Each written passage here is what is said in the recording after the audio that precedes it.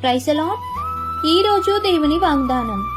యెహోవా పడిపోవు వారినందరినీ ఉద్ధరించువాడు, కృంగిపోయిన వారినందరినీ లేవనెత్తువాడు. కీర్తనల గ్రంథం 145వ అధ్యాయం 14వ వచనం. యెహోవాను స్తుతించుడి, మన దేవుడైన ప్రభువుకు స్తోత్రగానము చేయుడి.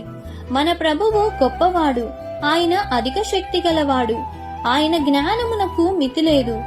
యెహోవా దీనులను లేవనెత్తువాడు, భక్తిహీనులను ఆయన నేలను కూల్చెను. గుండె చెదిరిన వారిని ఆయన బాగు చేయువాడు, వారి గాయములు కట్టువాడు. కాబట్టి శ్రమల దినాలలో కృంగిపోకుండా దేవుని సహాయం కోసం ఎదురు చూడాలని కోరుతూ, ఈ దిన వాగ్దానం మీ అందరి జీవితంలో నెరవేరాలని కోరుకుంటూ, దేవుని సువార్తా పరిచర్యలో మీ సహోదరి. ఆమేన్. God bless you. Download ShareChat.